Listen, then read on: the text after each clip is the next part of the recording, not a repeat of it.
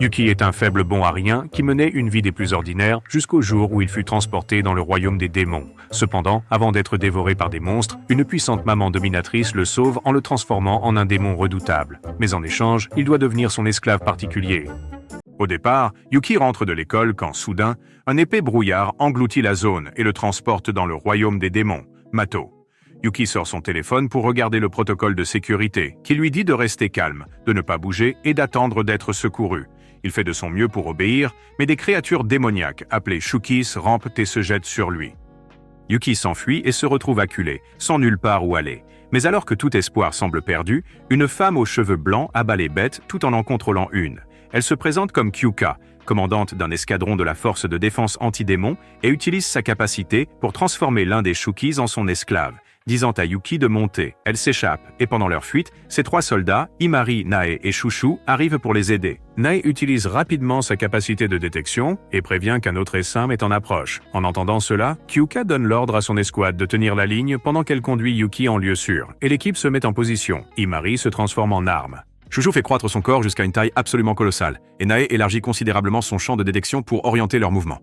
Ensemble, ils se frayent un chemin à travers le chaos, donnant à Kyuka et Yuki une chance de se replier. Puis, alors que le trio avance, ils trouvent un petit garçon à Mato, et il se réveille en pleurant, suppliant qu'on l'aide à retrouver sa sœur disparue. Pendant ce temps, Kyuka et Yuki continuent d'avancer, et aperçoivent la sœur du garçon poursuivie par des Shukis près d'une falaise. Puis elle glisse, et alors qu'elle est en train de tomber vers sa mort, Kyuka vient rapidement à son secours et la transporte sur son Shuki. Cependant, ils sont encerclés, alors Kyuka dresse une barrière protectrice autour de Yuki et de la jeune fille pendant qu'elle évalue rapidement leurs chances. Elle sait que les chances sont minces, mais elle se souvient comment ses camarades soldats doutaient de son commandement et de son rêve de devenir la commandante suprême, ce qui la motive à présent. Refusant de battre en retraite, elle décide qu'elle a besoin de renfort et demande l'aide de Yuki pour survivre à cela. Voulant prouver qu'il n'est pas une pisse de chien inutile, il accepte d'aider de toutes les manières possibles. Mais à sa grande surprise, Kyuka lui demande d'être son esclave. Elle propose alors à Yuki un contrat d'esclave, en lui tendant son doigt. Comme n'importe quel homme le ferait, il lèche son doigt et se transforme en un monstre. Une vague de puissance brute inonde son corps, et Himari, Chouchou et Nae arrivent juste à temps pour assister à sa transformation. Sous sa nouvelle forme, il anéantit les Shukis qui les entourent. Kyuka grimpe alors sur son corps transformé, et ensemble, ils mettent la jeune fille à l'abri. Les Shukis restants fusionnent alors en une abomination gigantesque, mais Kyuka donne l'ordre, et elle et Yuki foncent, tranchant l'abomination en deux sous le regard des autres, qui se demandent déjà à quel point Yuki pourrait devenir puissant. Lorsque la bataille prend fin, Yuki retrouve sa forme humaine, et Kyuka éloigne son escouade afin de pouvoir lui parler en toute intimité. Elle félicite Yuki pour son courage et sa bravoure, puis lui propose une position permanente à ses côtés, ce qui le surprend grandement. Elle révèle ensuite que sa capacité a un inconvénient, et l'embrasse soudainement. Elle explique qu'en tant que sa maîtresse, elle doit le récompenser en exaucant ses désirs les plus profonds chaque fois qu'il se transforme. Oui, même celle qui risquerait de faire démonétiser cette vidéo. Elle lui offre un autre baiser, mais Yuki sursaute si brusquement qu'il lui fait accidentellement tomber son chapeau, révélant ainsi qu'elle est en réalité très troublée. Elle lui explique alors que son corps bouge tout seul, à cause du contrat, et qu'elle ne savait absolument pas que cela se produirait. Alors elle continue de l'embrasser en pressant son bassin contre le sien, comme si elle voulait qu'il jouisse, et Yuki finit par céder. Une fois qu'ils ont terminé, Kyuka partage son ambition de devenir la commandante suprême et son besoin du pouvoir de Yuki pour atteindre cet objectif. Yuki lui dit qu'il n'est qu'un faible bon à rien, seulement doué pour les tâches ménagères, mais Kyuka lui rappelle qu'elle a été témoin de son courage en personne. Elle insiste sur le fait que ses compétences domestiques ont aussi une réelle valeur, et ses éloges le remplissent d'un sentiment d'appartenance qu'il n'avait pas ressenti depuis des années. Yuki accepte de la servir en tant qu'esclave et s'engage à combattre à ses côtés, car il désire lui aussi devenir plus fort. Puis ils retournent au dortoir de la 7e escouade, où Kyuka le présente comme le nouveau gardien de l'escouade, ce qui le déçoit beaucoup. Il demande s'il ne fait pas partie de l'équipe et Kyuka lui rappelle que seules les femmes peuvent intégrer la force de défense des démons. Mais elle lui fait bien comprendre que même si ses responsabilités consistent à entretenir le dortoir, elle le convoquera au combat chaque fois qu'elle aura besoin de lui. Ils le mettent au travail sans tarder, et Nae, la plus récente recrue avant lui, revendique même son ancienneté et insiste pour l'aider à s'adapter. Mais bien qu'il ait un rôle modeste dans l'équipe, pour la première fois depuis longtemps, Yuki a le sentiment d'avoir enfin trouvé sa place, là où il se sent vraiment à sa place. Ensuite, pour sa première tâche en tant que gardien, Yuki est chargé de nettoyer la zone extérieure et essuie chaque surface jusqu'à ce qu'elle soit d'une propreté éclatante. Soudain, le sol tremble sous lui et sans le moindre avertissement, un Shuki jaillit du plancher et se jette sur lui. Mais une barrière protectrice s'active d'elle-même, projetant la créature en arrière et faisant battre le cœur de Yuki à toute vitesse. À ce moment-là, Nae passe par là nonchalamment et explique que le dortoir de la 7e escouade se trouve dans la zone la plus dangereuse de Mato, juste derrière le portail démoniaque. Donc des attaques aléatoires de Shuki se produisent souvent ici. Pendant qu'elle parle, elle décrit la structure de Mato comme une immense ville démoniaque de la taille de Tokyo, divisée en 8 districts, et chaque escouade protège un district, ce qui rend la 7e escouade responsable du district 7. Nae déclare fièrement qu'en tant que son aînée, elle le guidera dans son travail, mais ses paroles l'agacent car elle est plus jeune et recevoir des ordres d'elle blesse profondément sa fierté. Yuki montre du doigt le Shuki qui se tord encore sur le sol et se demande à voix haute s'ils vont vraiment laisser cette créature ici. Avant même que Nae n'ait le temps de répondre, Himari fait irruption et déclenche une salve assourdissante de son bras mitrailleuse, déchiquetant le monstre en un instant. Yuki est abasourdi par son imprudence de tirer si près de lui, mais Himari ne s'excuse pas du tout et affirme qu'elle est une pro de Fortnite, donc elle ne peut pas rater sa cible. Au lieu de cela, elle le réprimande pour avoir bavardé dès son premier jour et exige qu'il commence à préparer le petit déjeuner. Agacé par son ton autoritaire, Yuki marmonne dans sa barbe, mais Himari l'entend et lui rappelle rapidement qu'il devrait être reconnaissant car Kyuka est celle qui est assez généreuse pour permettre à son misérable lui de rejoindre une équipe aussi élite. Ensuite, le petit déjeuner est servi, et les filles sont émerveillées par la cuisine de Yuki, tandis que Tsukushu applaudit avec enthousiasme en mangeant. Kyuka le complimente calmement, et même Himari, malgré sa fierté, demande une deuxième portion. Yuki se sent fier un instant, mais ce sentiment s'estompe quand il réalise qu'il agit essentiellement comme la bonne de l'escouade, et non comme le héros qu'il voulait être. Frustré, il demande à Kyuka de le laisser faire plus au combat, et elle explique qu'elle ne l'appellera pour se battre qu'en cas de besoin. Donc pour l'instant, son travail consiste à entretenir le dortoir. Yuki commence à protester, mais Himari lui plaque aussitôt sa lame sur le cou, lui intimant de ne même pas oser se plaindre. Avant que les choses ne dégénèrent, Kyuka intervient et rappelle aux autres de montrer du respect à Yuki en tant que leur gardien, considérant que ses compétences le rendent précieux. Mais elle ajoute que s'il fait des bêtises ou tente de faire quoi que ce soit de louche, elle lui tordra personnellement le foie en saucisse. Plus tard, Yuki monte à la tour de guet du dortoir pour admirer la vaste étendue de Mato. Mais en contrebas, dans les sources thermales privées, Himari commence à prendre son bain. Yuki panique et se cache, mais Tsukushu apparaît derrière lui en utilisant son pouvoir de rétrécissement, et elle dit qu'elle l'observait, espionnant leurs précieuses petites joues comme un véritable pervers. Avant que Yuki ne puisse s'expliquer, elle prend une photo de lui dans le bain et déclare qu'il est définitivement un pervers. Et Yuki panique et la supplie de la supprimer, mais elle refuse catégoriquement. Au lieu de cela, elle lui annonce qu'il est désormais son esclave secondaire, tout comme il l'est pour Kyuka. N'ayant aucune échappatoire, Yuki accepte à contre-cœur. Plus tard, il nettoie la chambre en désordre de Tsukushu, tandis qu'elle se détend sur son lit en lisant des bandes dessinées romantiques. Il sait qu'il doit absolument sortir de cette situation, et quand il aperçoit son téléphone à proximité, il tente de supprimer la photo embarrassante, mais Tsukushu le lui reprend rapidement. Elle le surprend, la main sur son dossier secret, et il est gêné, s'attendant à ce qu'elle crie. Au lieu de ça, elle s'en moque et dit que pour elle, Yuki n'est pas un homme, mais c'est un esclave domestique qui n'est utile que pour les corvées. Yuki demande alors si elle est vraiment d'accord pour qu'il lave ses sous-vêtements, et elle lui assure qu'elle va bien. Mais quand elle prend une autre photo et l'ajoute fièrement à sa liste grandissante de matériel de chantage. Vaincu, Yuki quitte sa chambre et trouve Kyuka et Himari en train de s'entraîner à l'extérieur. Kyuka démontre des techniques à la fois nettes et efficaces, expliquant qu'une attaque parfaite doit être rapide, précise et implacable, ne laissant à l'ennemi aucun temps de réaction. À ce moment-là, un Shuki déboule à travers la porte, et pour faire la démonstration de sa technique, Kyuka lui assène le combo Hells de poulet frites pour le terrasser. Yuki observe, émerveillé, se rappelant à quel point ce monde est dangereux, et décide silencieusement de ne jamais la mettre en colère. Au même instant, Nae tapote l'épaule de Yuki, lui disant qu'elle a une mission pour lui. Elle lui demande de s'occuper de Tsukushu pendant qu'elle assiste à une réunion avec Kyuka et Himari. Yuki se plaint, mais Nae insiste que Tsukushu est vraiment gentille, ce que Yuki a du mal à croire. Puis, de nouveau seul avec Tsukushu, Yuki reçoit immédiatement l'ordre de lui masser le dos. Au début, il est agacé, mais il se retrouve vite distrait par l'ondulation de ses formes et se demande s'il doit dire quelque chose. Tsukushu lui demande nonchalamment pourquoi il est si doué pour ça, et Yuki explique qu'il a appris en s'occupant de sa sœur. Tsukushu lui révèle qu'elle a également des sœurs, mais explique qu'après le décès de son père, elle a été élevée dans un établissement réservé aux jeunes filles. Yuki comprend maintenant sa curiosité à son égard, mais reste perplexe face à sa décision de le revendiquer. Tsukushu insiste que le plus important dans sa vie est de s'amuser, c'est pourquoi elle a rejoint l'équipe pour combattre les Shukis comme dans un manga d'action-aventure.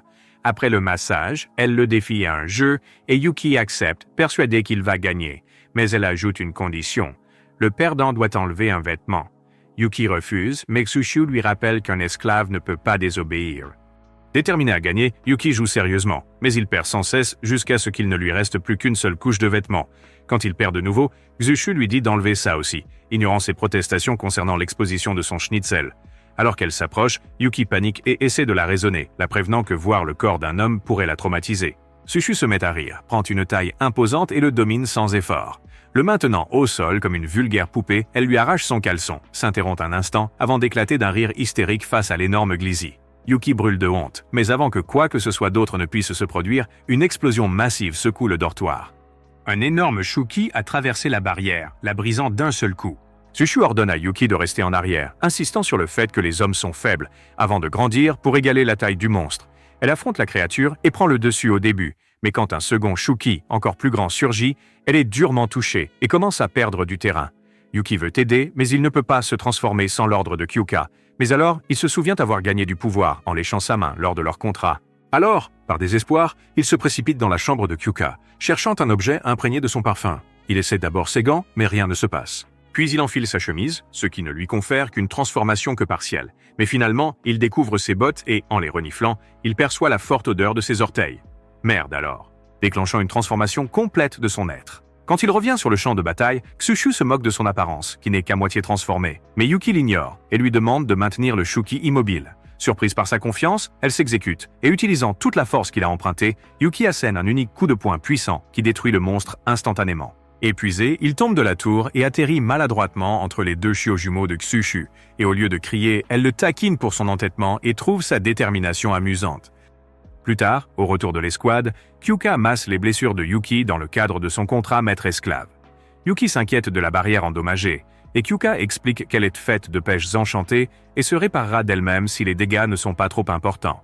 Avant de partir, Kyuka réprimande Xuchu pour son imprudence et sa stupidité, et lui ordonne d'aider Yuki aux tâches ménagères en guise de remboursement. Alors que les autres s'éloignent, Xuchu s'assied sur le dos de Yuki, lui disant qu'il l'intéresse encore bien plus maintenant. Elle lui montre ensuite une autre photo compromettante d'eux, et Yuki la regarde, complètement incrédule, réalisant qu'il n'a absolument aucune échappatoire. Pendant ce temps, Xuchu s'en va en fredonnant, planifiant déjà sa prochaine manigance. Ailleurs, un autre escadron combat un Shuki et se fait violemment malmener, mais alors qu'ils sont sur le point d'être dévorés, quelqu'un ordonne au Shuki de s'arrêter. Et des ombres, surgit un monstre maléfique qui semble pouvoir sentir la présence de Yuki. Un autre jour, Kyuka décide d'emmener Yuki à travers le portail magique pour aller visiter une autre escouade stationnée dans la ville de Yamagaya. Alors, Yuki cligne des yeux de surprise quand Kyuka apparaît soudainement vêtu de ses vêtements décontractés. La voir sans son uniforme le prend au dépourvu, et un instant, il ne peut s'empêcher d'admirer à quel point elle est jolie. Il se ressaisit rapidement et commente avec un certain malaise qu'il est vraiment rafraîchissant de se retrouver dans le monde des humains. Mais Kyuka lui dit de profiter de cet air pur tant qu'il le peut, car cette brève parenthèse ne durera pas longtemps. Alors qu'il continue de marcher, Yuki ne cesse de la regarder à la dérobée, se sentant étrangement nerveux, car elle est encore plus belle qu'il ne l'avait imaginé, sans son uniforme habituel. Quand il lui demande où elle souhaite aller en premier, elle ne lui donne aucune réponse et continue simplement d'avancer, le laissant complètement perplexe. Pendant ce temps, de retour au dortoir, Chouchou cherche Yuki, mais trouve plutôt Nae en train de ranger des objets dans la réserve. Lorsque Chouchou demande où est parti Yuki, Nae explique avec désinvolture que Kyuka l'a emmené dehors et que Himuri est en patrouille. Au moment même où Chouchou entend cela, son expression change du tout au tout, car elle réalise soudainement de quel jour il s'agit. De retour dans le monde des humains, Kyuka mène Yuki à un cimetière paisible et il s'arrête devant une grande stèle commémorative. Elle explique que cette stèle rend hommage aux victimes de l'incident du mont Gassen à Aozawa, là où des démons avaient autrefois attaqué. Et parmi ces démons, il y avait l'Unihorn, celui qui avait réussi à s'échapper. Kyuka était encore jeune à l'époque, mais elle n'a jamais oublié ce qui s'est passé. Se tenant devant le mémorial, elle admet que ses expériences vécues ici font partie de la raison pour laquelle elle est si résolue à combattre les démons. Après avoir rendu ses hommages, elle se tourne pour partir, mais Yuki l'arrête doucement et lui suggère de faire une petite pause d'abord. Il lui indique une boutique de parfait toute proche et insiste pour qu'elle l'essaie. Au début, elle hésite, mais quand elle voit à quoi ressemble le parfait, elle accepte une petite gâterie rapide.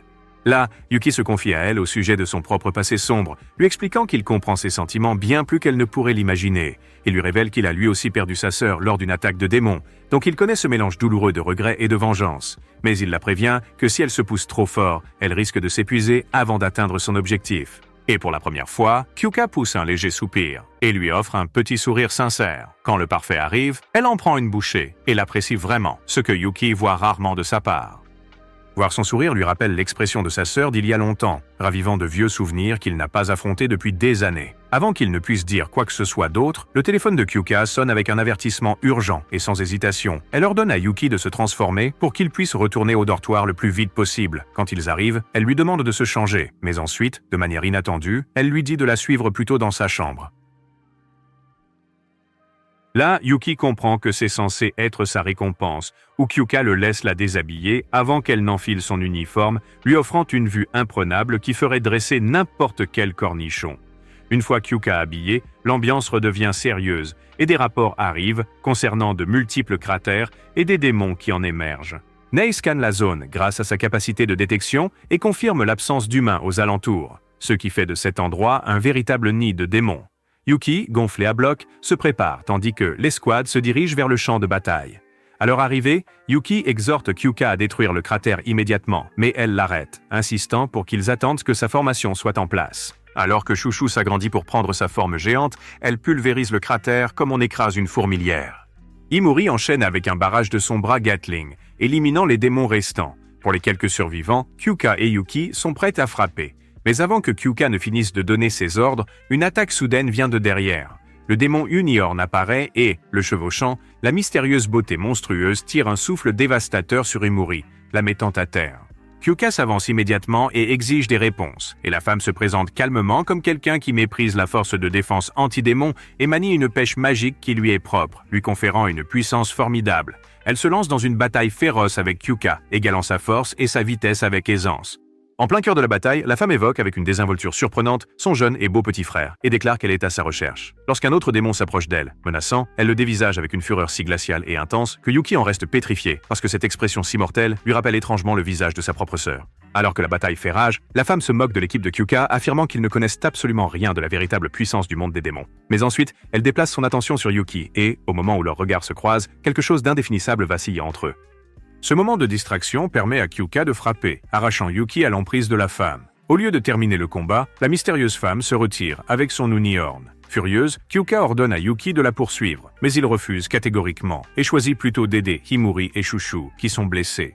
En les voyant inconscients, Kyuka comprend qu'elle doit donner la priorité à leur sécurité et renonce à contre-cœur à la poursuite. De retour au dortoir, Himuri et Chouchou sont soignés pour leurs blessures, tandis que, à huis clos, Kyuka offre à Yuki sa récompense. Elle utilise ses pieds sensuels pour l'épuiser tout en le taquinant, lui caressant doucement le visage avec ses orteils pendant qu'elle parle de la mystérieuse femme démoniaque. Elle avoue n'avoir jamais rencontré personne d'aussi singulier qu'elle.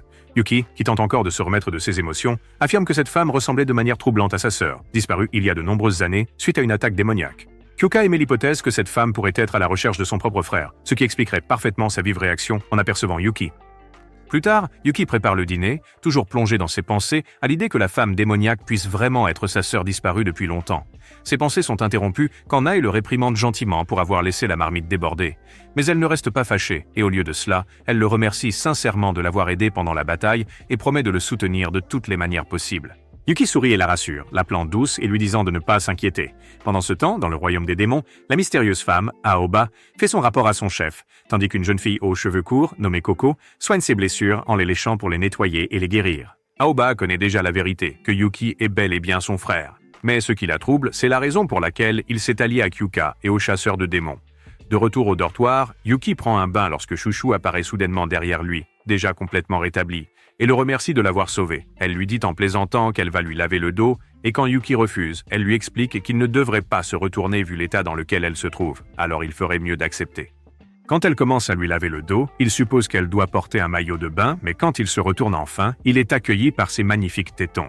Pris de panique, Yuki s'enfuit de la baignoire en courant, seulement pour tomber nez à nez avec Himari, qui se trouve être en train d'enlever ses protections d'intrigue à ce moment précis. Himari se fige, puis se transforme en un monstre enragé, prêt à déchiqueter Yuki. Avant que le chaos ne puisse éclater, un portail s'ouvre soudainement dans le couloir et deux membres de la 6e escouade, Tenka et Yachio, en sortent. Elles commencent aussitôt à taquiner Yuki, le traitant de nouvel esclave de la 7e escouade, tout en demandant où se trouve Kyuka. Elle s'assoit avec l'escouade de Kyuka et Kyuka exige immédiatement de savoir pourquoi elles sont apparues dans leur dortoir. Tenka va droit au but, et elle explique qu'elle est ici parce que le quartier général a émis un avertissement urgent qu'un démon déguisé en humain, doté d'une force écrasante, est en liberté. Les supérieurs ordonnent à toutes les escouades de coopérer si un autre incident se produit. Avant même que Yuki ne puisse pleinement assimiler cette nouvelle, Yachio, d'un regard perçant et dérangeant, se tourne vers sa jeune sœur, Imari, et commence à la railler. Elle se moque d'Imari pour s'être évanouie lors de la dernière mission, affirmant qu'elle a déshonoré la famille Azuma et humilié tous ceux qui y sont liés. Imari serre les poings, tremblant de rage, mais avant qu'elle ne puisse exploser, Kyuka intervient. Elle mentionne qu'elle a déjà entendu parler de l'escouade 3 qui a été attaquée à 2 reprises par le même démon à forme humaine, et elle insiste sur la nécessité du travail d'équipe. Pourtant, Yachio est loin d'avoir fini, et elle lâche un rire froid et moqueur, puis rejette Imari comme un déchet inutile pour sa propre équipe. La frustration d'Imari monte, mais Kyuka le remarque immédiatement et s'interpose entre elles avant que la tension ne ruine la mission. Elle suggère un duel en tête-à-tête entre les 2 escouades pour juger de leur force actuelle. Et Tenka esquisse un sourire sadique car elle aime clairement l'idée, et elle accepte de revenir avec toute son équipe pour le défi. Après le départ de l'escouade 6, Imari se tourne vers Kyuka avec une expression désespérée et déterminée. Sans hésitation, elle implore de l'aide et demande la permission d'utiliser Yuki pour l'entraînement. Kyuka accepte, mais la prévient que la victoire exigera force, discipline et sacrifice. Imari hoche la tête fermement, déclarant silencieusement qu'elle est prête à se dépasser autant que nécessaire. Plus tard, elle emmène Yuki à l'extérieur pour commencer l'entraînement. Elle explique que sa capacité repose sur l'apprentissage, car en observant, en copiant et en s'adaptant, elle peut reproduire d'autres techniques, et son objectif est désormais d'étudier et de maîtriser le pouvoir de Kyuka. Les deux se dirigent vers un repère de démons proches pour s'entraîner, et Yuki touche Imari, déclenchant sa transformation. Mais cette fois, la forme qu'il prend est différente. Bien que sa nouvelle forme ne possède pas la même force que celle de Kyuka, Yuki acquiert une vitesse bien supérieure. Malgré tout, Imari ressent un regain d'espoir en le regardant bouger, car sa vitesse lui donne la confiance qu'elle pourrait vraiment avoir une chance contre sa sœur, cette garce. Au moment où ils terminent l'entraînement, ils sont tous deux épuisés, et de nulle part, Imari dévoile son protecteur de fruits de mer, la choquant complètement. Elle dit à Yuki de détourner rapidement le regard, mais reste bloquée dans cette position pendant quelques secondes. Yuki explique alors à Imari que le pouvoir de Kyuka inclut un système de récompense, et sans une récompense crémeuse, sa forme monstrueuse ne restera pas stable. Contrainte par la nécessité, Imari accepte à contre-cœur de lui offrir sa récompense et l'étouffe sous ses formes généreuses. Après, Yuki suggère avec désinvolture qu'elle change de capacité, mais Imari rétorque, lui rappelant que ce n'est pas modifiable à volonté. Elle explique que son pouvoir dépend de la compatibilité et ne peut être remplacé juste parce qu'elle le souhaite. Yuki marmonne quelque chose dans sa barbe à propos de son système de récompense gênant, mais Imari l'ignore et se confie sur sa vraie motivation. Elle explique qu'elle est issue de la respectée famille Azuma, réputée pour avoir formé de puissants guerriers depuis des générations. Mais comparée à ses sœurs, elle a toujours été considérée comme la plus faible, la déception qui entache leur réputation, et cette lourde pression la pousse à travailler plus dur que quiconque. En entendant son honnêteté, Yuki cesse de la taquiner et hoche la tête discrètement. L'atmosphère entre eux s'adoucit et il promet de l'aider, mais seulement en maîtrisant son ego.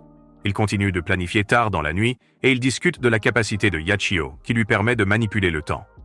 Pendant ce temps, loin de là, Yachio s'interrompt soudainement en pleine conversation comme si elle sentait la détermination d'Imari et elle savoure l'idée d'écraser sa sœur une fois de plus. Le lendemain, Imari emmène Yuki pour un entraînement plus intense et elle partage son idée que la manipulation du temps de Yachio brûle une quantité énorme d'endurance et que s'ils peuvent la forcer à l'utiliser souvent, ils pourront créer une ouverture. Elle souligne également la posture de charge inhabituelle de Yachio chaque fois qu'elle active ses pouvoirs, une faiblesse qu'ils peuvent exploiter. Yuki suggère de se concentrer entièrement sur la vitesse pour réduire les chances de Yachio d'activer sa capacité, et Imari est d'accord et lui dit de canaliser toute sa puissance dans ses jambes. Là, ses mouvements deviennent plus rapides, mais ses coups perdent de leur impact. Puis, quand la transformation se termine, Imari lui tapote doucement la tête, montrant qu'elle voit ses progrès tout en lui rappelant qu'il a encore un long chemin à parcourir. Plus tard, il se déplace vers une autre zone pour la prochaine étape de l'entraînement, mais cette fois-ci, Kyuka intervient pour les guider. Elle enseigne à Imari que combattre Yuki directement est bien plus efficace que d'agir à distance, et cette prise de conscience la frappe instantanément. Suivant ce précieux conseil, Imari grimpe sur le dos de Yuki pour le guider, et sa force augmente alors considérablement. Leurs attaques deviennent plus précises, plus rapides et bien plus coordonnées. Jour après jour, ils s'entraînent sans relâche, perfectionnant leurs mouvements jusqu'à ce que leur synchronisation soit absolument parfaite. Chaque séance réussie se termine avec Yuki, qui reçoit ses récompenses habituelles, et il ne se plaint jamais une seule fois. Enfin, le jour du duel arrive. L'escouade 6 apparaît de bonne heure avec Tenka, Yachio et Saora. Puis, pendant qu'Imari et Chouchou se baignent avant le combat, Saora se glisse nonchalamment dans l'eau et s'endort presque aussitôt, les surprenant toutes les deux. Une fois qu'elles ont fini, Imari sort, pour être interpellée par Yachio. Sa sœur aînée s'approche et se moque d'elle, et la confiance d'Imari chute un instant. Mais Yuki arrive juste à temps, et son regard assuré la rassure, lui montrant qu'elle est devenue plus forte. Devant le dortoir, Gina de l'escouade 10 apparaît en tant que juge désigné. Elle lève les mains et crée une immense barrière de protection autour de la reine pour s'assurer que personne ne subisse de blessures mortelles. Le duel peut alors commencer, et la règle est simple. Battez-vous jusqu'à ce qu'une personne ne puisse plus continuer ou se rende. Yachio attaque la première, lançant d'autres insultes, entièrement convaincue qu'elle va gagner. Mais Himeri utilise sa confiance contre elle. Grâce à la vitesse accrue d'Uki, elle lance une attaque surprise dès le début, prenant Yachio au dépourvu.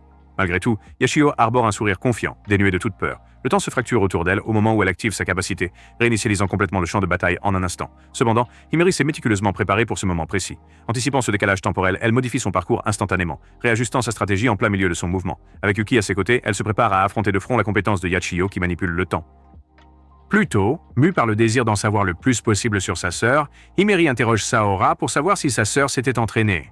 Saora, avec son expression somnolente habituelle, révèle nonchalamment que Yachio ne s'est pas du tout donné la peine de s'entraîner. Elle dit que Yachio agit avec insouciance, comme si le duel ne lui demandait aucun effort, quel qu'il soit. Sushu fait remarquer que Yachio ne prend probablement pas Himeri au sérieux, et cette remarque alimente discrètement la motivation d'Himeri à la vaincre coûte que coûte. Quand le duel commence, Himeri et Uki lancent immédiatement la stratégie secrète qu'elles ont répétée pendant des jours. Uki s'élance vers le ciel avec une vitesse fulgurante et Yachio, calme et confiante, lève son pistolet modifié, prête à activer sa capacité signature. Elle prévoit de remonter le temps pour contrôler le combat, mais Himeri anticipe précisément ce moment. Dès l'instant où Yachio prend sa position de tir, Himeri redirige Uki en plein vol, le propulsant dans une soudaine plongée. Le mouvement est si soudain qu'elles assènent un coup direct à Yachio, la frappant de plein fouet. Même après avoir encaissé le coup, Yachio réagit sans hésitation.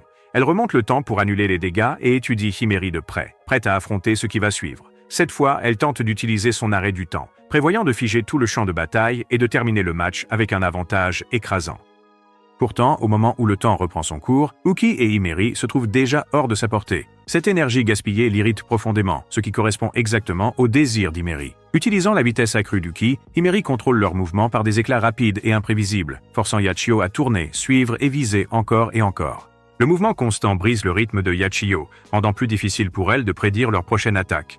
La détermination d'Himeri ne fait que se renforcer, et Uki peut sentir son engagement à travers leur connexion, ce qui le motive encore plus. Leur tactique repose sur la confusion et la désorientation, créant un mouvement incessant associé à des attaques sous des angles que Yachio ne peut anticiper. À force d'observer sa sœur pendant des années, Himeri a appris à reconnaître toutes les poses et les postures subtiles que Yachio emploie pour activer ses capacités, et en exploitant ses habitudes, Himeri parvient à faire pencher la bataille en sa faveur. Mais Yachio n'est jamais insouciante, car derrière son calme tordu se dissimule une technique bien plus redoutable. Elle révèle sa capacité cachée, Prime Time, et grâce à ce pouvoir, elle étend de manière spectaculaire son contrôle sur le temps, paralysant absolument tout pendant plus de 5 longues secondes. Dans ce moment de parfaite immobilité, Yachio ajuste ses tirs avec précision et fait feu à 2 reprises, l'un destiné à Uki, l'autre à Himeri. Quand le temps reprend son cours, tous deux s'effondrent, incapables de réagir à l'attaque qu'ils n'ont jamais vue venir. Un instant, Yachio se tient victorieuse, mais Prime Time lui coûte cher, car il draine son énergie, affaiblit sa posture et ralentit ses mouvements. Pendant ce temps, Himeri est profondément secouée et se sent prête à abandonner lorsqu'elle entend Uki l'exhorter à ne pas lâcher, lui faisant remarquer que Yachio est à présent complètement affaibli. Himeri force ses paupières à s'ouvrir et perçoit la vérité qu'il discerne, la force résiduelle d'Uki circulant encore faiblement à travers leurs liens. Elle rassemble ses dernières forces et se remet péniblement sur ses pieds. Son corps tremble, mais sa volonté refuse de céder. Et pour la première fois, elle ne se tient pas en tant que sœur la plus faible, mais comme celle qui porte sa propre détermination et la confiance d'Uki. Yachio prépare un autre tir, adoptant sa posture habituelle. Mais Himeri change de tactique. Au lieu de rester sur Uki, elle saute au milieu de leur charge, disparaissant du champ de vision de Yachio. Yachio tire d'instinct, mais ne touche rien. Au même instant, Himeri surgit d'en bas et tire un coup net, visant directement le cou de Yachio avant qu'elle ne puisse réagir, et le coup porte parfaitement. Yachio chancelle. Le choc se répand sur son visage avant qu'elle ne s'effondre lourdement sur le sol de l'arène. Xuxu et Nae éclatent immédiatement en acclamation, criant de joie pour la victoire d'Himeri, tandis que Kyuka observe en silence, fier de la stratégie remarquable qu'Himeri a brillamment exécutée. Pendant ce temps, Tenka reconnaît l'habileté derrière la victoire et conseille à Saora d'utiliser la défaite de Yachio comme une opportunité de devenir plus forte. Ensuite, l'arbitre soigne rapidement les combattantes blessées, et une fois que Yachio se réveille, elle revoit les anciens souvenirs d'Himeri s'effondrant à cause du surentraînement, sa détermination prise pour de l'enfantillage. Voyant la croissance de sa sœur de ses propres yeux, Yachio félicite doucement Himeri, lui offrant la chance de retourner dans la famille en tant qu'égale. Mais Himeri reste ferme et elle refuse, disant que sa vraie maison est avec son équipe. Ces mots frappent Yachio plus fort que le bâton de viande de Johnny Sins. « Oula, calme-toi, Jamal !» Mais Saora et Tenka la réconfortent doucement, car elles comprennent que sa fierté cache des sentiments plus profonds qu'elle ne montre que rarement. Une fois de retour au dortoir, l'ambiance s'apaise. Himeri est en train de prendre un verre après leur victoire quand Yuki s'approche pour en prendre un également. Elle le tire soudainement contre elle et l'embrasse profondément, partageant l'eau froide entre leurs lèvres, et ce doux et juteux combat de langue devient sa récompense silencieuse pour l'avoir soutenue tout au long de la bataille. Ailleurs, Yachio et Tenka discutent du duel, et Tenka la réprimande pour avoir sous-estimé son adversaire. Yachio reconnaît que le manque de puissance brute d'Uki a prolongé le combat, mais elle admet que la coordination astucieuse entre lui et Himeri l'a prise au dépourvu. Pendant ce temps, Xuxu part à la recherche du duo, pour découvrir Himeri et Uki toujours en plein baiser passionné, leurs langues s'entremêlant, se serrant l'un contre l'autre après l'intense émotion du combat. Ensuite, c'est au tour de Saora d'affronter Xuxu lors du prochain match. Mais au-delà de la barrière protectrice de Gina, cachée des regards de la force de défense démon, de puissants démons observent la scène de près, attendant le moment propice pour frapper. Alors que Saora s'apprête à affronter Xuxu, les deux combattantes ne comptent que sur leur force physique brute, et la tension devient palpable dès le coup d'envoi du match. Le cœur de Xuxu bat plus vite, sa motivation grandit non seulement pour remporter la victoire, mais aussi pour impressionner Yuki, qui observe attentivement depuis les coulisses. Elle se promet de donner absolument tout ce qu'elle a, et dès le tout début, elle décide de s'affronter uniquement à coups de poing. Les coups puissants de Saora, mêlés à ses surprenantes accélérations, la rendent imprévisible, tandis que la taille imposante et la force brute de Xuxu lui confèrent une présence dominante. Mais Saora, avec sa faible endurance et ses habitudes paresseuses, commence à se fatiguer rapidement. Réalisant qu'elle ne peut pas maintenir le combat très longtemps, elle annonce qu'elle va déchaîner sa véritable capacité, la brebis folle. Enthousiasmée par le défi, Xuxu active sa propre transformation en utilisant le changement de paradigme, faisant prendre à son corps des proportions gigantesques. Les yeux de Saora s'illuminent d'anticipation et son énergie explose, alors qu'elle entre dans la phase 3 du mouton fou, une forme qui accroît à la fois sa force et sa vitesse. Lorsque Xuxu la projette au sol d'un coup de poing puissant, Saora rebondit instantanément, assénant un coup sec au visage de Xuxu. Elle utilise la forme gigantesque de Xuxu à son avantage, transformant son corps massif en une cible facile. Tout à coup, des rochers déchiquetés jaillirent du sol de l'arène, déséquilibrant Xuxu. Saora saisit l'occasion de lui porter un coup dévastateur à l'estomac, la projetant violemment sur le dos. Yuki observe avec une angoisse grandissante la chute de Xuxu, mais elle se redresse, refusant catégoriquement d'abandonner. Saora esquisse un sourire narquois, mais Xuxu sait que ce combat est loin d'être terminé. Ses pensées la ramènent à ses camarades qui la taquinaient sur la romance, lui disant qu'un jour, elle comprendrait vraiment ce que signifie se battre pour quelqu'un qu'on aime. Elle l'a ignoré à l'époque, mais maintenant, souffrante et déterminée, elle comprend enfin qu'elle veut que Yuki voie sa force et soit témoin de sa victoire. Saora fait signe à Xuxu de rapetisser pour améliorer sa mobilité, mais Xuxu ignore la suggestion. Avec un rugissement, elle grossit encore plus que le beagle de Kim Kardashian et se projette vers le haut avant de s'écraser comme un météore tombant. Saora tente de l'arrêter, mais elle est saisie en plein mouvement et écrasée au sol, Xuxu la clouant sous son corps énorme. Pendant un instant, il semble que Saora soit vaincue, son corps gisant inerte sur le sol de l'arène. Xuxu fait signe à Gina de commencer le compte, mais avant que le premier chiffre ne quitte la bouche de Gina, le corps de Saora se redresse brusquement et de manière anormale. Ses yeux sont mi-clos, elle a perdu connaissance, mais sa posture prend une forme parfaite. Yuki la fixe, stupéfaite, tandis que Yachio se contente de sourire, comprenant déjà ce qui se passe. Elle explique que le pouvoir caché de Saora s'active lorsque son corps perd connaissance, alors que sa capacité est toujours active. Ses instincts prennent le contrôle total, créant un état sauvage et imparable. Saora s'élance avec une puissance effrayante, assénant coup après coup dans un flou. Xuxu tente de se défendre, mais la rage bestiale de Saora la submerge complètement jusqu'à ce qu'elle s'effondre, à bout de souffle et incapable de poursuivre le combat. Le match s'achève, Saora en sort victorieuse. Gina se précipite pour apporter des soins à Xuxu, mais l'énergie de guérison déchire violemment la chemise de Xuxu, laissant ses melons généreux rebondir librement. Nae la couvre rapidement, tandis que Kyuka exhorte Xuxu à se retirer sur le côté et à se reposer. Tandis qu'elle essaie de rester calme, une fois la foule partie, ses émotions débordent. Elle se cache dans sa chambre, luttant contre les larmes, car perdre devant Yuki lui fait bien plus mal qu'elle ne veut l'admettre. Quand Yuki frappe et lui offre du réconfort, elle lui dit d'oublier le match. Mais ces mots sincères résonnent dans son cœur, car il croit qu'elle est forte, qu'elle s'est bien battue et qu'elle a failli gagner.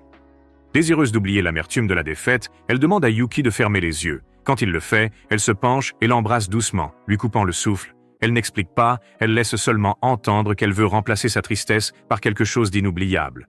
Dehors, Nae observe les environs, mais ne perçoit rien d'inhabituel au début. Mais ensuite, elle aperçoit deux femmes mystérieuses sur une falaise lointaine. Et une d'entre elles, avec de longs cheveux noirs, croise son regard sans détour. Nae sent son esprit envahi par une présence étrangère, un avertissement glacial résonnant au plus profond de son crâne. Quelques instants plus tard, des démons émergent des ombres, grouillant en masse vers la reine.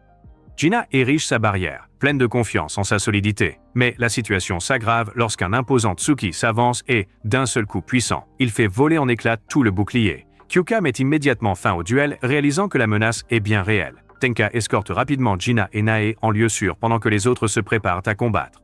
Shushu, entièrement guéri, retourne au combat aux côtés de Saora. Himari charge le démon humanoïde, mais il l'écarte, disant qu'elle n'est pas la cible. Elle refuse de le laisser filer et attaque, mais il la foudroie. Yachio l'écarte avant le second coup et prend en charge l'affrontement.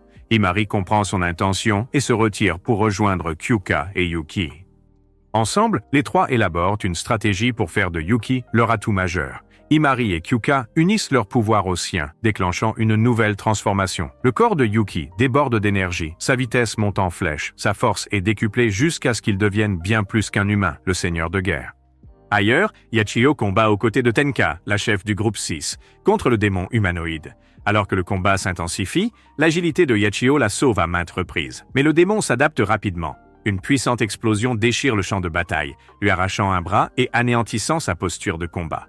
La douleur inonde son corps, mais elle refuse de tomber. Alors, n'utilisant que ses jambes, elle reconstruit sa posture, ce qui lui permet d'inverser le temps et de restaurer son bras. Le coup est immense, épuisant la majeure partie de son énergie restante et la laissant vulnérable. Le démon prépare une autre explosion massive, mais avant qu'elle n'atteigne sa cible, Tenka s'avance. Avec un sourire calme et une assurance silencieuse, elle révèle le champ de démons tombé derrière elle.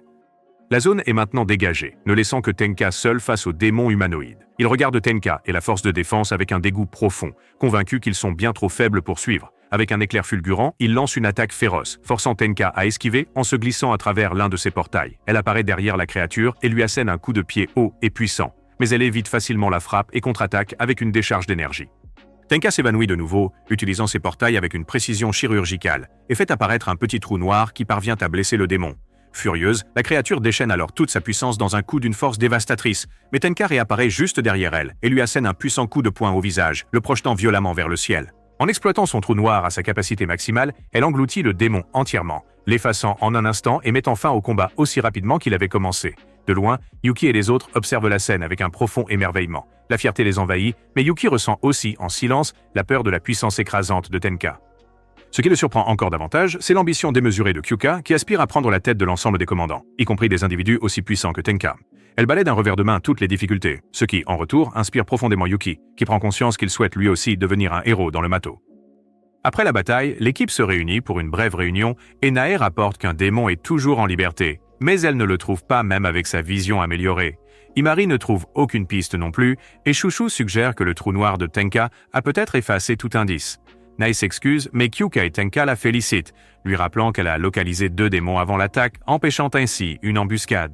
Tenka félicite ensuite Yuki pour tout ce qu'il a apporté durant le combat, et même Gina, qui a été témoin de sa performance, admet finalement qu'il mérite d'être reconnu et lui demande timidement un autographe. Non loin de là, Himari remercie Yachio de l'avoir sauvé pendant la bataille, mais Yachio, pleine de fierté, lui dit en plaisantant de retourner dans la famille. Himari refuse comme toujours, laissant Yachio grommeler en arrière-plan.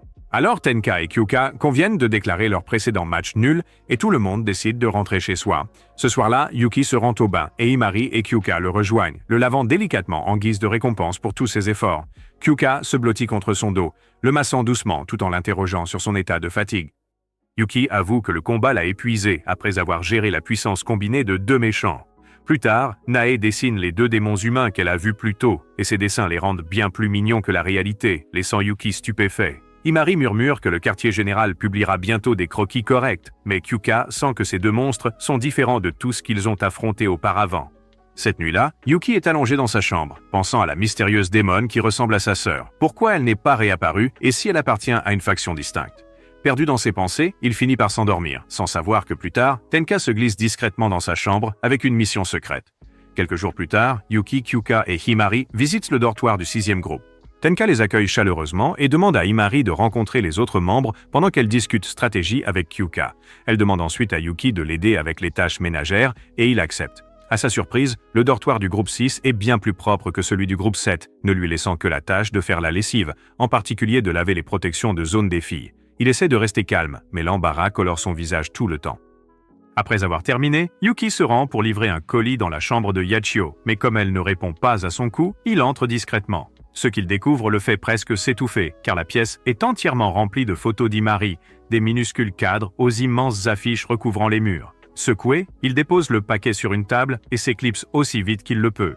Dans le salon, il découvre Saora endormie sur le canapé et il essaie de lui mettre une couverture, mais Saora l'attire instinctivement pour en faire son oreiller câlin. En tant que lutteuse entraînée, elle le coince entre ses jambes, le laissant partager entre l'inconfort et le plaisir. Finalement, Saora se réveille et aide Yuki à apporter le linge plié dans les chambres des autres. Ensemble, elles se dirigent vers la salle de sport où elles trouvent Timari en train de regarder Yachio s'entraîner. Saora la taquine, lui demandant si elle admire secrètement Yachio malgré leur rivalité, et Himari admet qu'elle est inspirée par les capacités de Yachio et qu'elle veut la surpasser un jour. Saora partage ensuite sa théorie de la pêche magique, suggérant que le pouvoir unique de chaque personne reflète ses désirs les plus profonds. On voit que la croissance rapide d'Himari vient de son désir d'améliorer ses capacités comme Yachio, tandis que la capacité de Yachio, basée sur le temps, montre son souhait de passer plus de moments avec sa sœur. Gêné, Himari essaie de le nier, bien que Yuki trouve l'idée étrangement crédible, surtout après ce qu'il vient de voir. Après que Yachio a terminé son entraînement, Himari lui tend une serviette, un geste de gentillesse plutôt rare, mais Yachio fait comme si elle n'en avait rien à faire. Saora rit discrètement et se demande comment Himari réagirait si jamais elle voyait la chambre de Yachio, et cette idée effraie Yuki, qui suggère alors fortement de garder cela pour eux.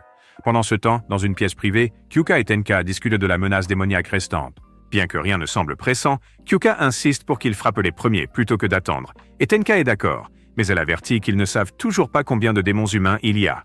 Kyuka suppose que Tenka en a déjà vaincu 4, mais Tenka laisse entendre que le conflit ne fait que commencer. Ensuite, Tenka met fin à sa discussion avec Kyuka, et sur un ton léger et désinvolte, elle lui demande si elle pourrait lui prêter Yuki pour en faire sa servante personnelle, ce qui laisse Kyuka complètement stupéfaite. Tenka admet que sa vie est devenue insupportablement vide, et elle essaie de combler ce manque en désirant Yuki comme sa source personnelle de réconfort et de plaisir après de longues journées épuisantes. En retour, elle offre à Kyuka son soutien indéfectible lors du prochain vote pour le poste de commandant suprême. Mais Kyuka ne cède pas et refuse de sacrifier ses valeurs ou son propre membre, insistant sur le fait qu'elle atteindra le sommet par sa propre force plutôt que par des raccourcis. À la fin de la réunion, Tenka, l'air de rien, fait comprendre qu'elle compte bien passer du temps avec Yuki, quoi qu'il en soit, ce qui provoque l'irritation immédiate de Kyuka. Sur le chemin du retour vers le dortoir, Kyuka explique toute la situation à Yuki et Himari. Yuki écoute, complètement incrédule, réalisant que Tenka le veut pour elle-même, non pas en tant que combattant, mais plutôt comme une sorte de soulagement pour ses propres frustrations. Cette idée le trouble, surtout qu'il a déjà tant de responsabilités en tant que gardien de la 7e escouade qu'il n'a presque plus de temps personnel. Plus tard cette nuit-là, pendant que les filles se baignent, Yuki reste éveillé sur son lit, incapable de maîtriser ses émotions. Il ne comprend pas pourquoi quelqu'un d'aussi puissant et beau que Tenka s'intéresserait à lui. Il veut devenir un vrai héros et non un simple outil pour le divertissement de quelqu'un d'autre. Soudain, un portail violet s'ouvre en un éclair dans sa chambre. Tenka le traverse sans permission et Yuki se fige, terrifiée après l'avertissement précédent de Kyuka. Elle s'approche lentement de lui et lui dit qu'elle le veut comme petit ami ou père de ses enfants, pas comme son esclave. Ses yeux se fixent sur les siens et elle se penche jusqu'à ce que la tension devienne presque insoutenable. Puis elle l'embrasse et son manteau glisse de ses épaules tandis qu'elle veut goûter à son Slim Jim. Yuki parvient à demander un temps de réflexion, mais Tenka semble seulement amusée par son hésitation. Avant que quoi que ce soit d'autre ne se produise, la porte s'ouvre en grand. Xuxu entre et se fige sur place. Quelques instants plus tard, Kyuka traîne Uki et Tenka dans le salon, son regard assez acéré pour couper l'acier. Tenka maintient fermement sa position et réitère son intention de revendiquer Uki, mais Kyuka lui ordonne de s'en aller, refusant catégoriquement de tolérer son comportement. Avant de franchir son portail, Tenka déclare à Uki qu'elle le désire ardemment, le laissant complètement vidé et accablé. Le lendemain matin, Kyuka réunit Uki et toute l'escouade pour entamer une nouvelle phase d'entraînement. Elle se souvient comment les capacités d'Uki ont explosé quand Himiri le chevauchait lors du combat précédent et elle prévoit de tester sa compatibilité avec d'autres membres. Nae se porte volontaire en premier, et lorsqu'elle monte sur Uki et tire sa chaîne, il se transforme instantanément en une forme lumineuse que Kyuka nomme l'étoile scintillante. Sa force diminue comparée à la forme d'Himiri, mais ses sens s'aiguisent considérablement.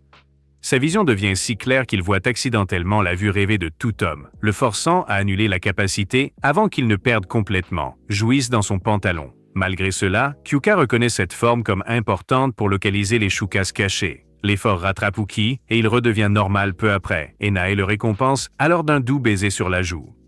En voyant cela, Xuxu demande rapidement son tour, et Kyuka accepte à contre-cœur.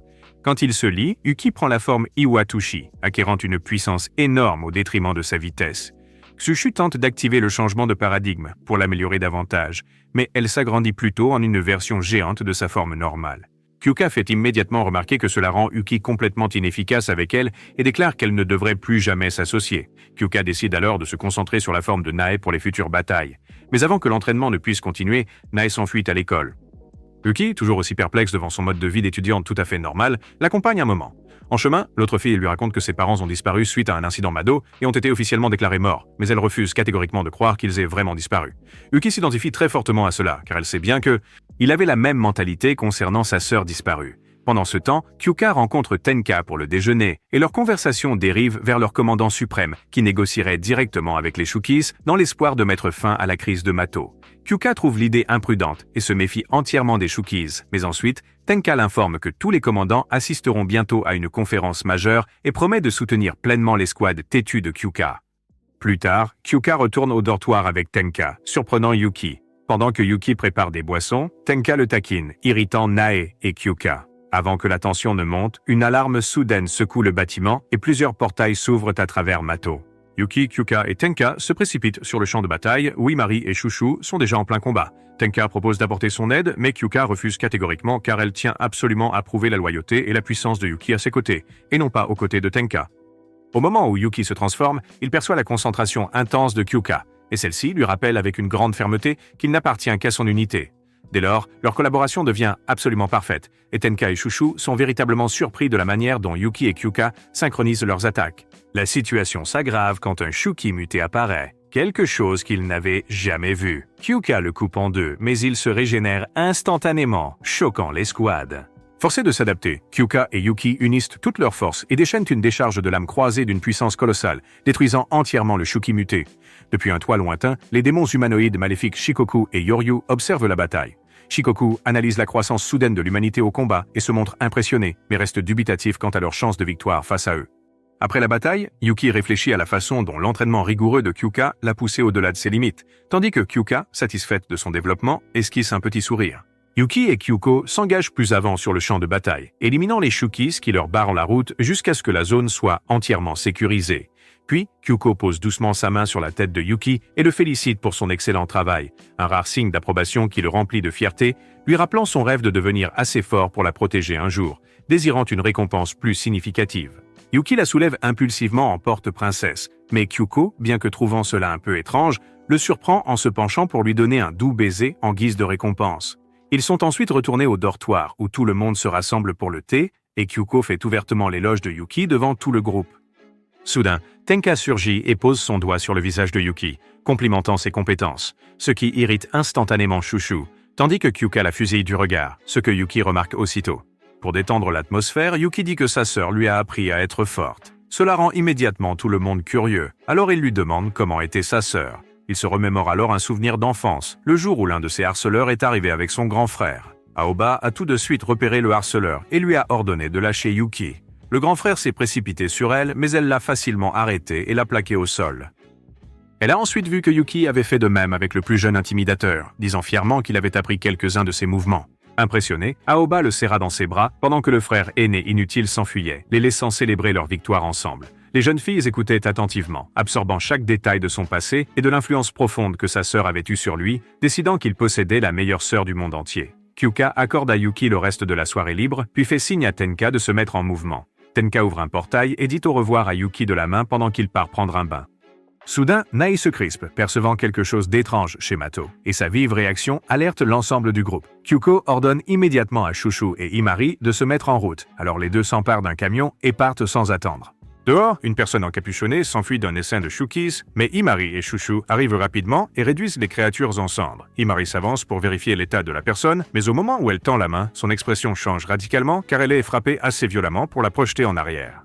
Chouchou se précipite à ses côtés, tandis que la mystérieuse silhouette encapuchonnée se dévoile, révélant une humanoïde du nom de Coco. Imari est restée totalement indemne grâce à la protection de son bouclier. En réponse, Coco claque sèchement des doigts et fait apparaître une horde de Shuki, les défiant ouvertement d'esquiver sa prochaine attaque. Imari tente d'arrêter le combat, expliquant que la force de défense démon est tout à fait prête à négocier et demande si les humanoïdes sont disposés à écouter. Coco rejette l'offre immédiatement et décide de les manger morts à la place. De retour au dortoir, Yuki remarque qu'il commence à prendre du muscle et en est fier, quand soudain, Kyuka fait irruption avec Nae et lui dit de se transformer immédiatement pour qu'il puisse aider Chouchou et Himari. Pendant ce temps, Himari tire plusieurs coups sur un grand Shuki blanc, mais il réagit à peine. Coco explique avec suffisance que la créature, Kuma, possède une armure suffisamment résistante pour encaisser n'importe quel coup. Himari change d'arme et déclenche une décharge massive, obligeant Coco à bondir en avant pour attaquer. Himari parvient à esquiver son assaut, tandis que Coco fracasse violemment le sol. Pendant ce temps, Chouchou élimine quelques petits Shuki, mais quand elle se tourne pour aider Himari, l'un d'eux fonce soudainement droit sur elle. Elle essaie de l'écraser, mais il éclate, révélant un autre humanoïde à l'intérieur. Cet humanoïde lacère la main de Chouchou avec une lance, la faisant tomber. Kyuka et Yuki se précipitent vers le champ de bataille, seulement pour trouver Aoba qui les attend. Elle mord dans une pêche, puis envoie ses cheveux foncer vers eux. Kyuka dit à Yuki d'esquiver, mais avant qu'il n'ait le temps de bouger, Aoba lui intime l'ordre de s'arrêter, et il se fiche sur place instantanément. Kyuka s'élance et saute, tandis qu'Aoba l'enserre avec ses cheveux, déclarant que leur mission est désormais accomplie. Elle claque alors des doigts, libérant une nouvelle vague de Shuki, et Kyuka les anéantit en quelques secondes seulement. Mais lorsqu'elle se retourne, Aoba et Yuki ont déjà disparu. Kyuka court avec les autres pour signaler ce qui s'est passé, et une fois qu'ils réalisent tous que Yuki était la cible, Himari demande ce qu'ils devraient faire ensuite. Kyuka leur ordonne de retourner au dortoir et de soigner les blessures de Chouchou. Pendant ce temps, Yuki se réveille en sentant quelque chose d'humide et de collant sur sa peau, seulement pour réaliser qu'un des humanoïdes est en train de le lécher, et quand il essaie de résister, l'autre le maintient fermement pour l'immobiliser. Coco prend plaisir à le faire, et tandis que Yuki a du mal à garder sa concentration, il réalise enfin que l'humanoïde qu'il a vu plus tôt est bel et bien sa sœur. Il tente de parler, mais il est bien trop distrait par la tournure des événements. À ce moment-là, Aoba entre et manque de tuer Coco en la voyant sur lui, exigeant de savoir pourquoi elle l'avait déshabillé. Nae intervient rapidement, expliquant qu'il était déjà nu quand sa transformation s'est terminée et que, vu ses nombreuses contusions, Coco avait décidé de le soigner avec sa bouche. Yuki réalise qu'il se sent réellement mieux grâce à ses efforts, alors Aoba se calme et donne une tape à Coco en guise de récompense. En voyant cela, Uki accepte enfin que cet humanoïde est bel et bien sa sœur. Elle le serre fièrement dans ses bras, ravie de le voir avoir tant grandi, et il a les larmes aux yeux, incrédule. Une fois qu'ils se sont calmés, elle lui tend des vêtements pour qu'il puisse se couvrir, puis lui propose de lui faire visiter les lieux. Dehors, Uki voit le petit village où vivent les humanoïdes et Aoba explique que comme ils n'ont pas de péché, la force de défense des démons fouille rarement la zone. Uki se demande comment Shuki pourrait être un ancien humain, mais Aoba clarifie qu'ils ne sont pas les mêmes que les monstres, car ils sont encore à moitié humains. Elle annonce joyeusement qu'ils peuvent vivre ensemble maintenant et qu'il n'aura plus à être traité comme un esclave par la force de défense démon. En entendant cela, Uki essaie de la persuader de sortir de sa cachette, promettant que la force de défense démon les protégera. Mais l'atmosphère change instantanément. Les filles lancent des regards intenses, insistant sur le fait que la force de défense est l'ennemi et qu'un combat est inévitable. De retour au dortoir, Himari soigne Chouchou, mais Chouchou est plus inquiète pour Uki. Nae dit qu'elle ne le trouve toujours pas et compte chercher davantage, tandis que Chouchou se demande pourquoi Kyuka s'est enfermé dans sa chambre. Himari lui rappelle qu'ils ont reçu des ordres très stricts de ne pas attaquer ces humanoïdes. Elle la rassure en disant qu'Uki est probablement en sécurité, car ils se sont donné la peine de le capturer vivant. Pendant ce temps, Kyuka fixe la fenêtre du regard, profondément frustré qu'Uki ait obéi aux ordres de quelqu'un d'autre plutôt qu'aux siens. Soudainement, son étrange capacité s'active, lui permettant de sentir qu'il est grand temps d'offrir à Uki la récompense qu'il mérite. De retour dans la grotte, les jeunes filles humanoïdes continuent de fixer Uki du regard jusqu'à ce qu'il brise la tension en demandant à Aoba comment elle avait su qu'il se trouvait à Mato. Elle répond qu'elle l'a senti parce qu'elle est sa grande sœur, puis elle se met à le couvrir d'éloges, le qualifiant d'attirant. Pendant ce temps, Coco et Naeon observent avec un profond dégoût cette relation à Balamo. Son ventre se met soudain à gargouiller. Alors Aoba se précipite pour aller chercher de quoi manger. Il se tourne vers les autres et leur demande si travailler avec elle est vraiment difficile. Ils reconnaissent qu'elle est un peu déjantée, mais tout le monde l'adore. Yuki remarque alors Coco mangeant un champignon et fait une remarque sur sa forte odeur. Mais après une profonde inspiration, sa vision tourne comme s'il avait passé une session à fumer l'herbe du diable avec Snoo, et les préparations crémeuses de Naeon lui semblent soudain de délicieux petits pains à la viande, le poussant à se jeter en avant pour en prendre une bouchée. Plus tard, Aoba revient avec de la nourriture volée, seulement pour voir Yuki déjà en train de se régaler de ses petits pains crémeux. De retour au dortoir, Kyuka ordonne aux filles de se préparer et quand elle lui demande si elle a trouvé Uki, elle explique que son corps a bougé tout seul, ce qui signifie qu'il est temps de le récompenser et qu'elles peuvent l'utiliser comme un radar pour le trouver. Pendant ce temps, Aoba et Yuki sont assis ensemble et quand il aperçoit la pêche dans sa main, il se souvient qu'elle n'en avait jamais mangé avant qu'ils ne soient séparés. Elle le confirme et explique que le processus pour en recevoir une était long et que beaucoup de gens les refusaient. Yuki dit qu'il pensait que les pêches étaient la source de leur pouvoir, et Aoba explique que même si c'est le cas, les choses sont plus compliquées. De retour au dortoir, les filles finissent de se préparer et laissent Nae derrière pour surveiller les environs. Tenka et son équipe arrivent pour lui apporter leur soutien, et tous ensemble, ils se dirigent vers Uki pour la secourir. Quand Uki sera prête à entendre la vérité complète sur les pouvoirs d'Aoba, Naeon s'interpose et déclare qu'il serait mieux qu'elle prenne la parole en premier. Des années plus tôt, Naeon était un mannequin vedette qui dominait les couvertures de magazines, mais tout a changé lorsqu'un accident de Mato l'a laissé bloquée, sans aucune aide en vue. Elle n'avait pas mangé sa pêche Mato car elle voulait absolument la garder pour plus tard. Si elle réalisait que c'était le seul moyen de survivre, elle décida de prendre une bouchée, mais quelque chose d'inattendu se produisit qui la laissa inconsciente. Quand elle se réveilla, elle se retrouva piégée à l'intérieur d'une installation louche et remarqua immédiatement une femme âgée qu'elle appela la mamie de quelqu'un. La femme expliqua qu'elle se trouvait à l'intérieur d'une base de recherche utilisée pour étudier les choucous. Naeon insistait qu'elle était toujours humaine, mais elle a ensuite vu des parties de son propre corps déjà en pleine mutation et a paniqué violemment. La vieille femme lui a dit de s'offrir comme sujet d'expérience pour les aider à comprendre les choucous, mais Naeon ne voulait que retrouver sa beauté. La femme a promis un remède, mais a dit que cela nécessitait d'abord des recherches. Alors Naeon a finalement cessé de résister et est devenue leur expérience. Yuki se sent accablée par son récit, mais elle lui explique que cette épreuve l'a également aidé à découvrir son pouvoir de traverser n'importe quelle matière. Elle le prouve en glissant sa main directement à travers le corps de Coco. Uki, stupéfaite de voir cela, demande alors à Aoba si elle aussi a été transformée en projet scientifique. Aoba explique que, contrairement aux autres, elle perd complètement la raison après avoir mangé la pêche Mato et passe de longues années à tenter de retrouver sa santé mentale. Elle finit par faire la rencontre de Coco et Naeon et intègre le village caché afin de se bâtir une nouvelle existence. Uki suggère de partager leurs histoires avec le monde pour éviter que d'autres ne souffrent comme eux. Mais ils lui disent que ce serait inutile car le bureau a fait croire à tous que Mato est la solution aux problèmes de l'humanité. Naeon ajoute que le fait qu'ils viennent seulement d'apprendre leur existence prouve à quel point le bureau est allé loin pour enterrer la vérité. Enflammée de détermination, Coco convoque Kuma, Akura et Kitumaru, les choucous à cornes uniques que Kyuka avait pris pour cible. Quand Naeon explique qu'ils sont déjà en train de préparer une invasion, Uki leur suggère d'essayer de coopérer avec la force de défense des démons, mais elle révèle que le commandant suprême est déjà au courant de leur existence. Il propose alors de demander de l'aide à Kyuka, mais Aoba insiste qu'ils sont tout à fait capables de mener leur propre bataille. Soudain, elle sent une présence inconnue et avertit les autres de se préparer. En surface, Tenka arrive avec le reste du groupe, et la connexion de Kyuka avec Uki les guide vers une grotte qu'ils supposent être l'entrée de la cachette d'Aoba. Le plan est que les pouvoirs géants de Chouchou les fassent entrer, et Kyuka rappelle à tous de se concentrer sur la négociation avec le groupe d'Aoba. Mais en l'espace de quelques secondes, plusieurs choucous les encerclent, et Yachio fige le temps, les anéantissant avec une facilité déconcertante. Avant qu'ils ne puissent se regrouper, Coco surgit de la grotte avec Kuma et attaque Saora, mais Saora les repousse aisément tous les deux. Ensuite, Saora et Chouchou restent en arrière pour s'occuper de Coco, tandis que les autres se précipitent pour retrouver Uki. Tenka suggère d'utiliser son portail pour s'enfoncer plus profondément dans les cavernes, mais Akura apparaît avec d'autres choucous.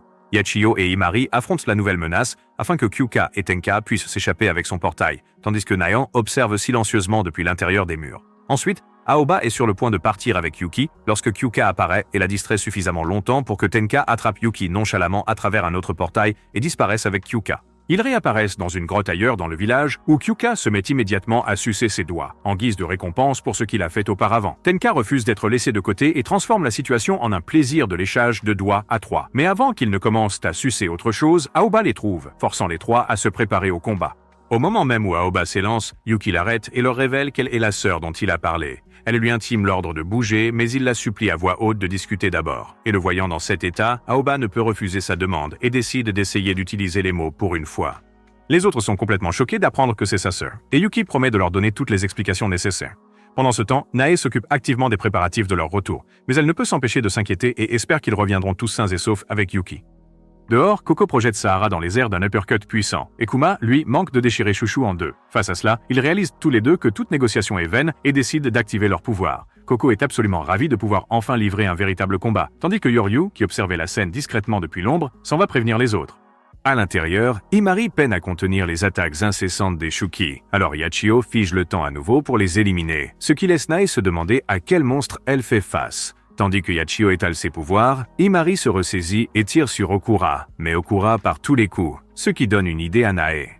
De retour avec Yuki, il a déjà raconté toute l'histoire aux filles. Et Tenka admet qu'elle savait déjà que le bureau menait des expériences, mais elle n'avait jamais réalisé qu'ils utilisaient des hybrides comme Aoba comme sujet de test.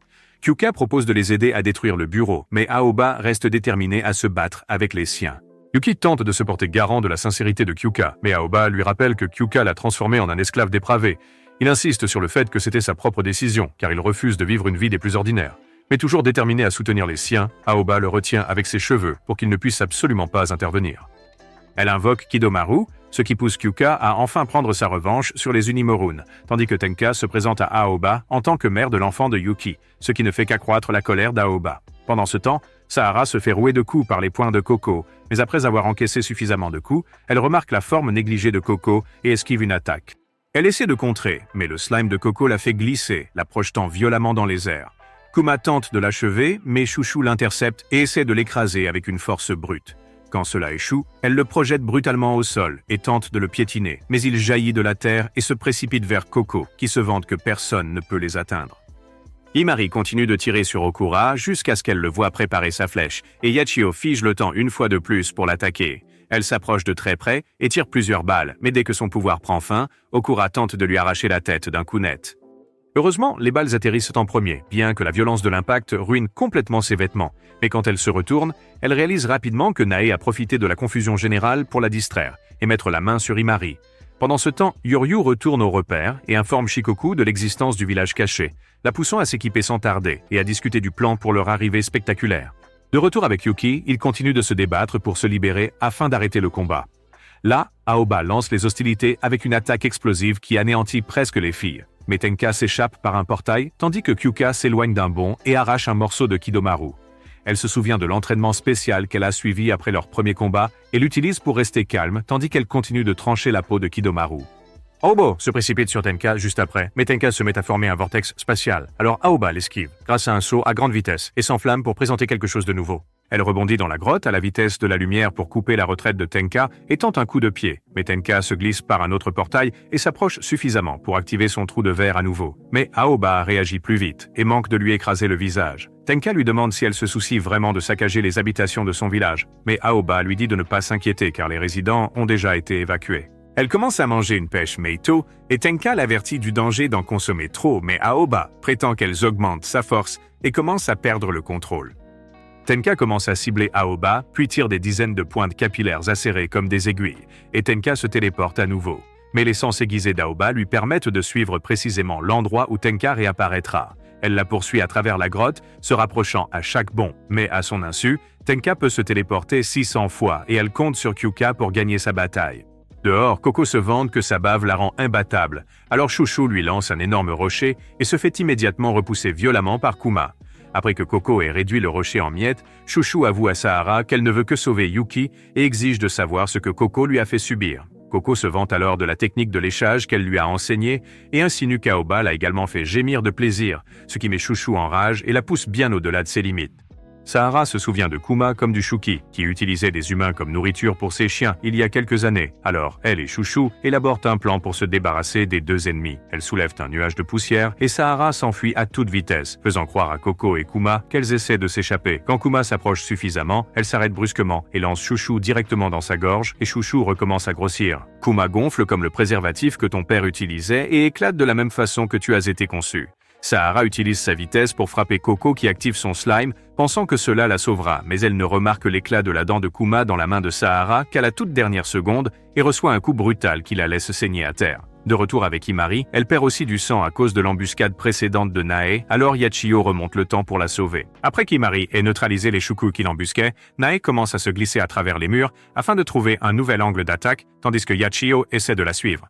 Elle aperçoit Okura visant Himari de nouveau et fige le temps pour l'arrêter. Elle dit alors à Himari de rester derrière elle, mais une autre vague de Shukus arrive, la forçant à utiliser son pouvoir une fois de plus. Nae profite de cette diversion pour lancer une attaque contre Yachio, mais Himari intercepte l'attaque et repousse Nae avec force avant d'ordonner à Yachio de ménager ses forces, juste après avoir abattu la flèche d'Akura. Himari tente alors de s'occuper de Nae, mais Nae disparaît soudainement dans les murs pour transmettre de nouveaux ordres à Akura. Ensuite, Yachio dit à Himari de rester prêt et dit qu'elles doivent tenir leur position pour éviter d'autres embuscades, mais Himari insiste qu'elles doivent gagner le combat pour pouvoir aider Kyuka et Tenka. Elle révèle qu'elle possède une technique secrète qu'elle souhaite essayer, et lorsque Yachio se demande si elle pourra y parvenir, Himari lui assure que oui. Elle détache ses cheveux et transforme les mèches en des douzaines de blikis. Elle tire à l'aveugle dans toutes les directions jusqu'à ce que Nae jaillisse du mur. Voyant l'endroit où elle se trouvait, Yachio remonte le temps une fois de plus et déclare que le plan a fonctionné avant d'ordonner à Himari de déloger Nae du mur où elle se cachait pendant qu'elle en finit avec Akura.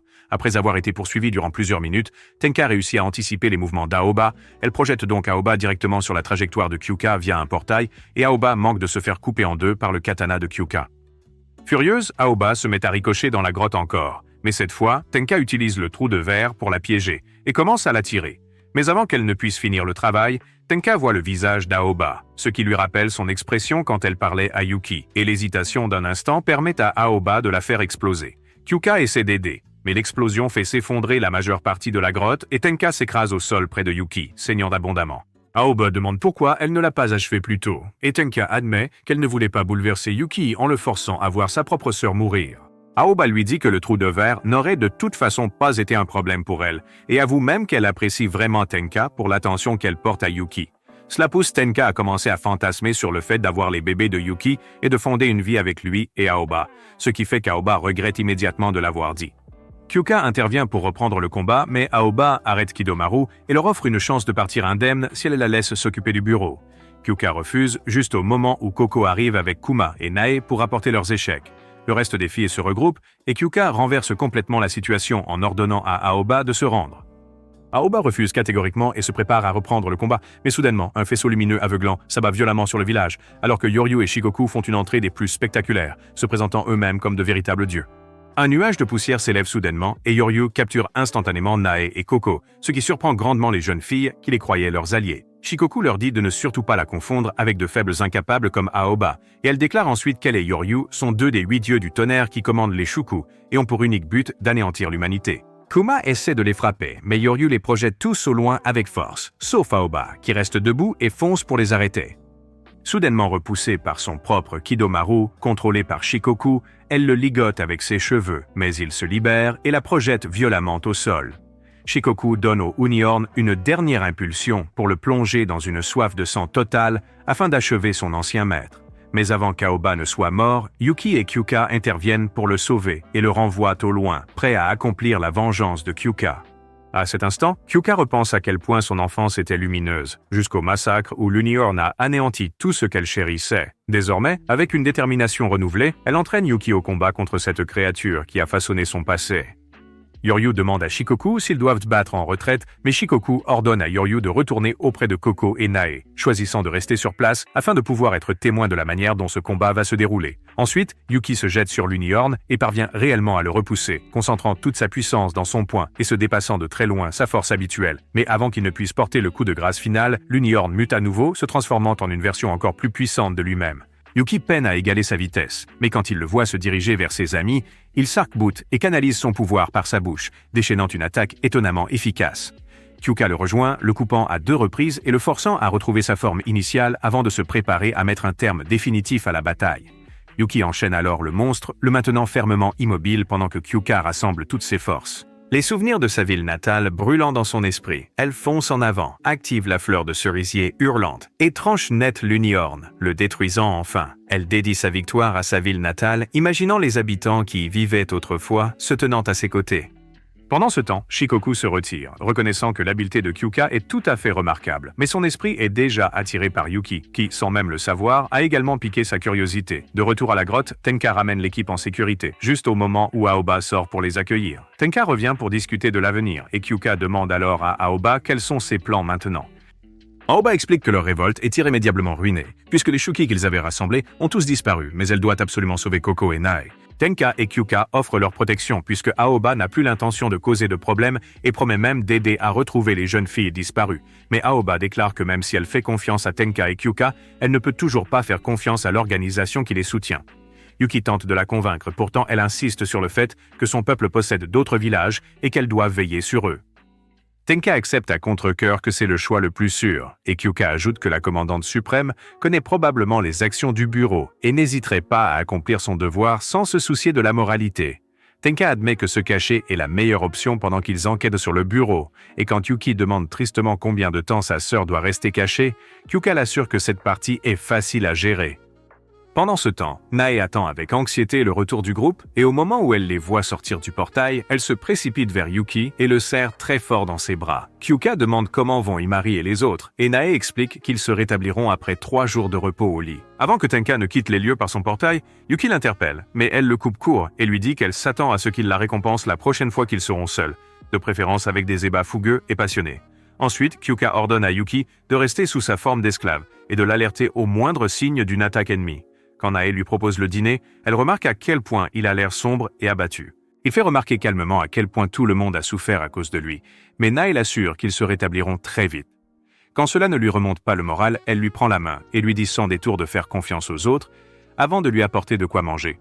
Après qu'il a fini de manger, Kyuka revient, le libère de sa forme, et dit à Yuki de se préparer et de venir dans sa chambre pour sa récompense. « Ouais, mon gars !» Là, il se retrouve allongé sur son lit alors que Kyuka apparaît, ressemblant au fantasme le plus fou de tout homme.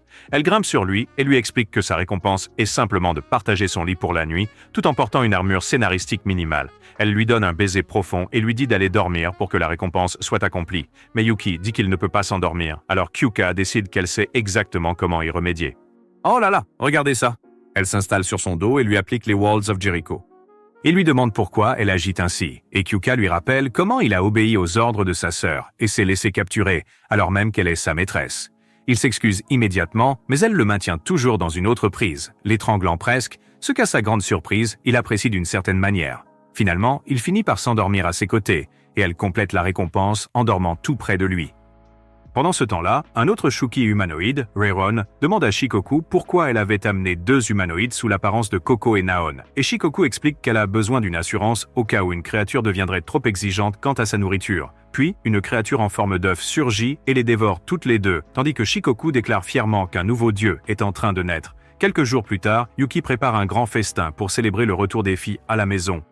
Les membres du 6e escadron ont hâte de l'essayer. Nae propose un toast et quand tout le monde lève son verre, Kyuka laisse Yuki faire le discours, disant qu'il était la clé de leur victoire. Il s'incline et remercie tout le monde d'être venu le sauver. Exukshu intervient et dit à tous de profiter de la fête. Pendant qu'Himari et Yacho continuent leur étrange rivalité fraternelle, tous les autres se jettent joyeusement sur la nourriture. Tenka s'approche discrètement derrière Kyuka, cherchant à la convaincre de lui laisser Yuki, mais Kyuka, avec un calme olympien, refuse, déclarant qu'il est sa propriété. Leur altercation prend fin lorsque le groupe accueille officiellement Yuki chez lui et il se sent profondément soulagé d'être de retour.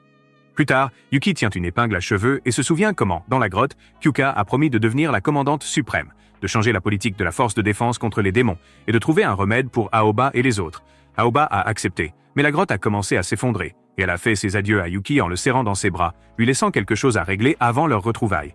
Yuki se jure de trouver un moyen de l'aider et de devenir le héros qui se battra avec l'espoir de guérir sa sœur. Le lendemain matin, Tenka déboule dans sa chambre et s'installe là où se trouve son bébé Gravy, s'attendant à une récompense qui se fait attendre. Mais Kyuka fait irruption, et en voyant Tenka là, elle la met à la porte, lui rappelant qu'elle a du travail administratif à terminer. Tenka bat en retraite à contre-cœur, mais Kyuka se tourne alors vers Yuki, agacé par ses activités bizarres, et lui enseigne un nouveau niveau de discipline. Plus tard, Yuki arrive à l'entraînement épuisé, et Himari lui demande immédiatement son aide pour qu'elle devienne un atout plus fort pour leur commandant. Yuki accepte de l'aider, mais à l'insu des deux, Tsushu reste à l'intérieur, élaborant une nouvelle stratégie pour gagner l'affection de Yuki en se montrant distante, tandis que Nae observe ses divagations et se demande ce qu'elle raconte. Soudainement, Nae reçoit une alerte pressante et annonce qu'un nouveau portail dimensionnel vient de s'ouvrir tout près. Les jeunes filles se précipitent aussitôt dans leur camion, tandis que Kyuka fait signe à Yuki, qui est plus que disposé, de prendre sa place à ses côtés sous sa forme d'esclave. Elles rejoignent rapidement les autres et maîtrisent sans difficulté les monstres, ayant désormais de nouveaux objectifs bien précis en tête. Pendant ce temps, quelque part au loin, Aoba commence sa propre mission pour retrouver les jeunes filles disparues. Si vous avez regardé ce résumé d'anime jusqu'au bout, laissez un commentaire ci-dessous. Récompenses étranges. Et si vous aimez les résumés d'anime comme celui-ci, regardez cette vidéo.